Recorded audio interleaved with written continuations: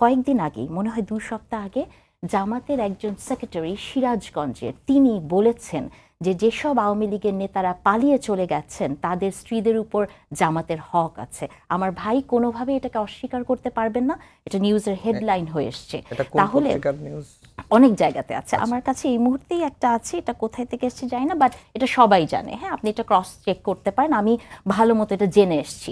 তো উনি এখন এটা আমাকে বলবেন কি জানেন, যে এটা একজনের ব্যক্তিগত মতামত, যেগুলো ওনারা বলেন এটা দলীয় কোনো স্ট্যান্ড না, কিন্তু একটা দলের পদে থেকে আপনি যখন নারীর প্রতি এই ধরনের শব্দ ব্যবহার করেন, সেটাকে আমার মনে হয় যে আজকের ৭১-এ ক্ষমা চাওয়ার মতো এটি একটি বিষয়, যে যিনি এই কথাটি বলেছেন বা দলীয়ভাবে তাদেরকে এই ক্ষমাটি চাইতে হবে।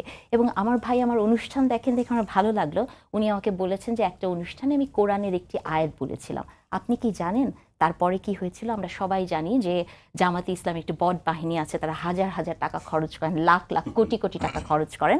আমি কেন কোরআনের আয়াতটা বাংলায় বললাম, এজন্য আমাকে মোটামুটি যেসব ভাষা লিখেছে, যে ভাষাগুলো আমাদের নারীর প্রতি লেখা হয়, হ্যাঁ, এসব বড় বাহিনী থেকে, সেই নারীর কোনো পরিচয় থাকে না, সেই নারীর কোনো শিক্ষাগত যোগ্যতা থাকে না, সেই নারী এবং নারীর শরীর এবং নারীর চরিত্র নিয়ে তারা কথাগুলো লেখেন।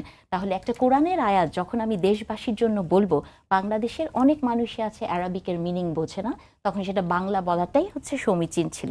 তো এই যে আমার ভাইয়ের এই কথাগুলো, আবার দেখেন আরেকটা কথা বলি, আমরা কোরআনের আয়াত বললে আমরা অপরাধী হয়ে যাই জামাতের চোখে, কিন্তু জামাতের একজন নেতা যখন রোজা এবং পূজাকে একই মাপকাঠিতে দেখেন, অথবা জামাতের একজন নেতা যখন কৃষ্ণর সাথে হজরত মোহাম্মদ সাল্লাল্লাহু আলাইহি সাল্লামের, আমি নাউজুবিল্লাহ বলছি, এটাকে তুলনা করেন, আমি নাহরিন যদি সেটি করতাম তাহলে আমার কুশপুত্তলিকা দাহ হতো। কিন্তু তারা হয় না, তারা এটাকে সাম্যের কথা বলেন, তারা বলেন তারা প্রগতির পথে হাঁটছেন।